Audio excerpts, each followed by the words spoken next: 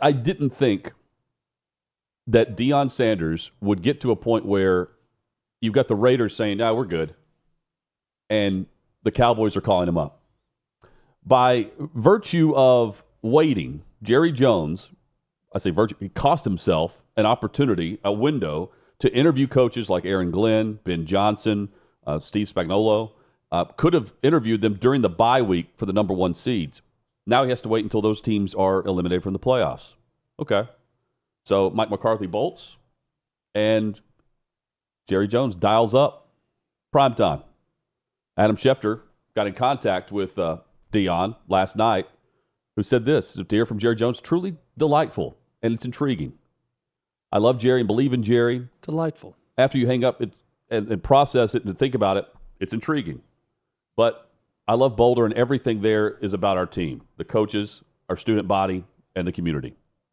That from prime time, Deion Sanders. Chad, how surprised were you to see this report? Right out of the gate, right out of the chute, first call, the one we know about, is Deion Sanders.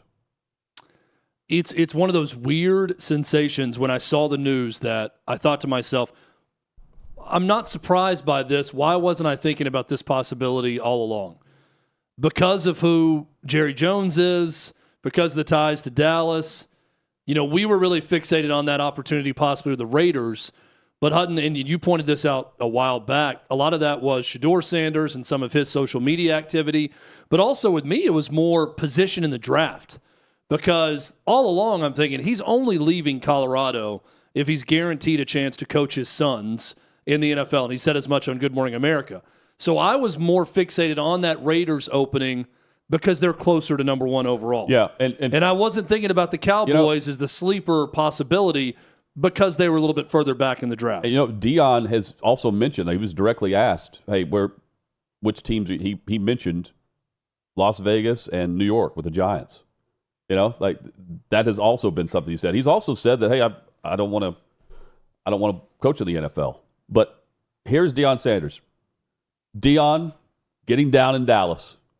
Primetime has gone from Jackson State to Colorado, and now he's getting a call from the most valuable franchise in the world.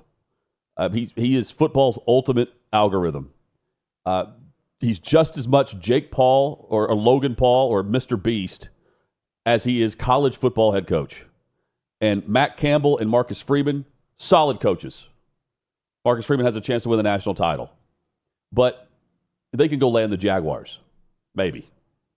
Deion Sanders can possibly land with the Dallas Cowboys 2 years after taking over at Colorado. That is insane to think about.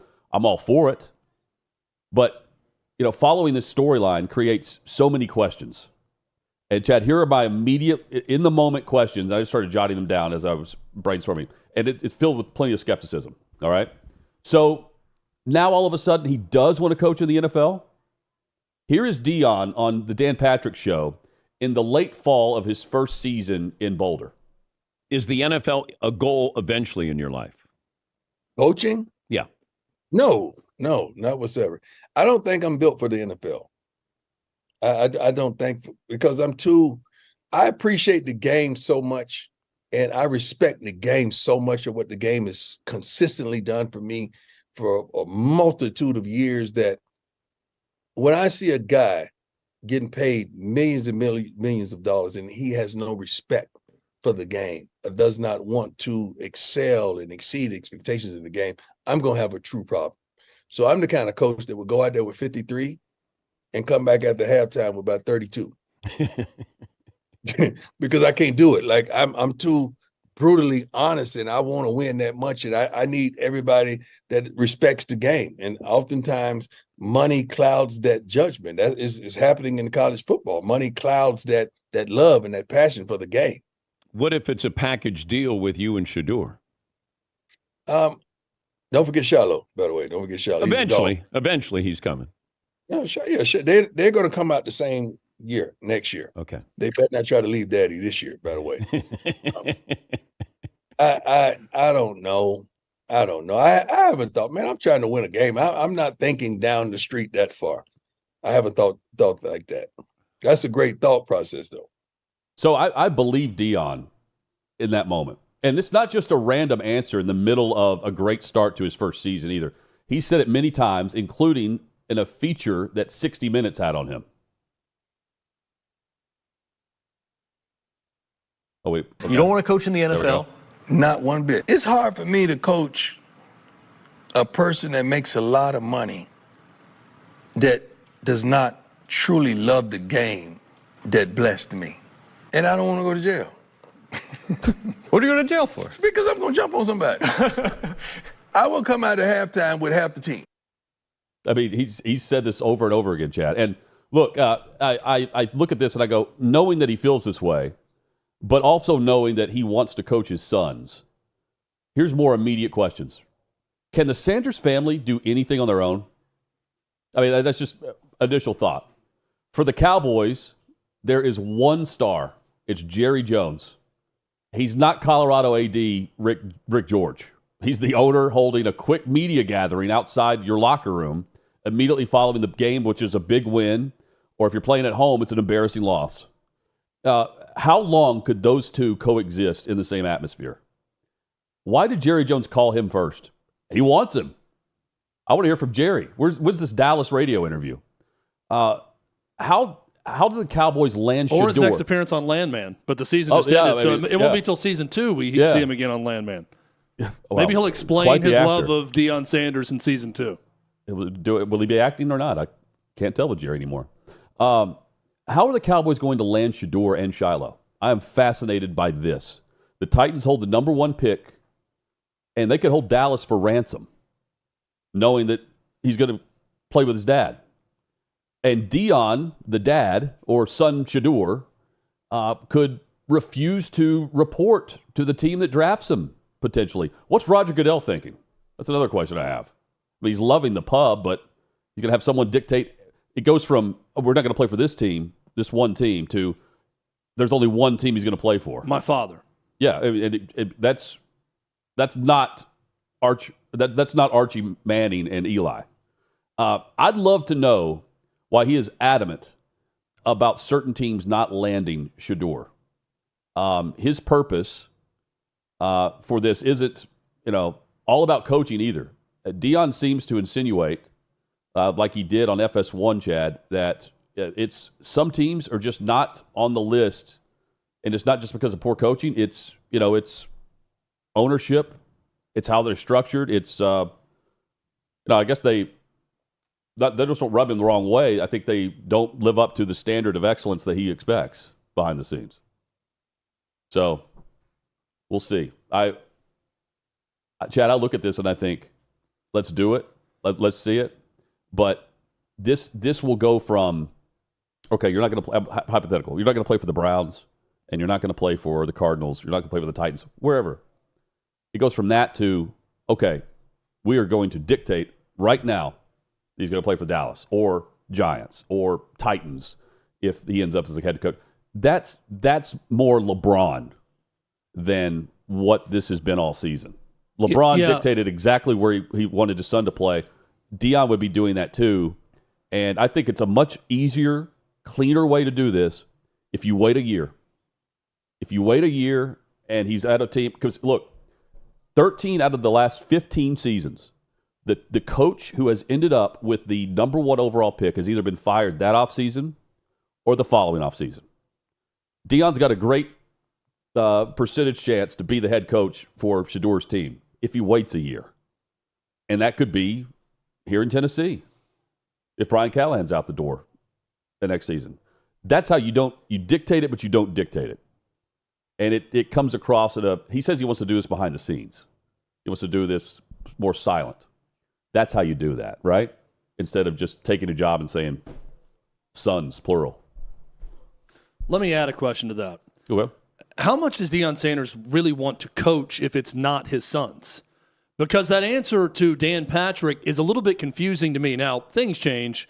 I understand that he was getting ready for a season when he gave that answer. He's not thinking about the NFL, so he gave a very honest, reactionary answer to Dan's question about whether or not he wants to be in the NFL. And I think he gave a very funny and smart answer to it, that he's not going to be able to deal with a guy making that much money that doesn't respect and love the game. and that the way he operates, he's going to tell him to stay in the locker room. And an NFL franchise doesn't operate that way. You don't tell highly paid star players to get lost, and that's exactly what he would do if he was in the NFL. Now, he could come back, a year later and say, well, college football is a lot like the NFL right now. There are certain NIL deals that are cut that, maybe you can't bench Carson Beck at Georgia because he's got a Lambo and he's got all these contracts signed. And maybe even if the coaches like Gunnar Stockton more, we'll ask Barrett Sallee about that, in fact. Maybe we just stick with this guy because we're paying him more, and there are certain agreements out there with this agent. And, oh, by the way, this kid's NIL agent is representing the next 2 quarterbacks you're recruiting to come to Georgia. So don't screw them over because you got to land these guys. That sounds an awful lot like the NFL when it comes to contracts and interest in higher draft picks as opposed to lower draft picks, higher dollar free agents, all those things. So maybe Deion comes back based off that answer to Dan Patrick and says, college football's evolved. It's a lot like the NFL, so what's the difference? Here's my chance also to coach my sons. Which takes me back to that original question I have following the questions you asked, Hutton, is, to my knowledge, he's never coached anyone but his sons. He hasn't. Going back to youth football. Since they were 8 years old. He's been coaching them every step of the way. So my big question coming into this season and then after at Colorado was, is Deion Sanders really going to have this level of energy and passion to coach 90 to 100 guys on a roster that aren't his bloodline, that aren't his offspring? Is he really going to want to do that? Guys that, he's not the father of the players, is he going to want to coach all of them? Because it's one thing when you're coaching a group of players that's helping to contribute to your son's team. So signs to me were pointing towards yes. I still think he seems energetic about Colorado, and he's going to come back. He even said to someone, he's like, oh, it'll be good to not coach, to just coach and not worry about coaching my sons for the first time. So I don't know that I'm confused about all that, Hutton. It's just a question that I have. It's a great one. If he's going to stay at Colorado, how enthused is he about it when his son's not involved? And then if he does go to the Dallas Cowboys and he ends up coaching his kids, what's it like if the kids are hurt or if one day he's not coaching them with the Dallas Cowboys? Well, there's just a lot of questions with this. So every question and every answer leads to another question. Here's okay. I watched the full. They put up a new, his media team put up a new 30-minute video of like behind the scenes with Deion or whatever, and it's the first day of the semester, and they're welcoming the team. He has the same energy and passion in front of that team that that you would see with Shador and Travis Hunter in the room and Shiloh in the room. So I don't think that's the issue. Here's my theory. I think if the entire Penny Hardaway coached a group of kids in middle school. The coach was his best friend who passed away whenever this group went to high school. Middle school, high school, and then wanted to coach them in college. Took the Memphis job. And he admitted to Chad and myself, but we were calling a state championship game that he was coaching in. He said, I want to coach them in the NBA too. That's a dream of his. I think I would absolutely, Deion would want to do that. Chad, I think this is more like separation anxiety because I asked the question, can they do anything on their own? I mean, yes, they can, but Deion hasn't coached, and I don't think he trusts any other coach with Shador. But I think it's more than that. I think it's more like separation anxiety, where I think when he's saying like, "Oh, I don't want to go do the NFL," I think he's already mentally preparing himself for whenever they go pro. Mm-hmm. That's them, and he's kind of trying to talk himself, like almost like flip his mindset and mentality into, okay, I'm going to be dad, not coach, and I got to do this now. But then you hear from Jerry Jones, and I think he doesn't.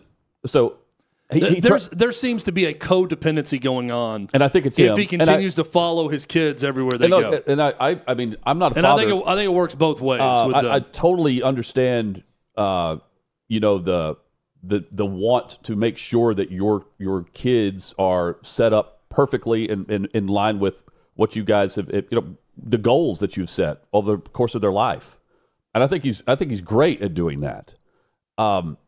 I would say when he's asked to describe what type of coach needs to be paired with Shedeur, he's really describing himself. And I think that, in part, is why he wants to dictate where he goes in the NFL. But all of a sudden, he's now convinced himself he's the only guy to coach him. Because he has been the only guy to coach him. Yeah. I don't know if it's specifically that, but he is clearly attached to them, but also I think does want to break out of that mold, and he does want to coach. I do think he wants to stay in college. I don't think he wants to coach in the NFL, but he wants to coach his sons more. Maybe I'm dead wrong. There's a codependency there, and if he's the only coach they've ever known, and that's all he's ever known throughout their upbringing, then it's difficult to part ways with that.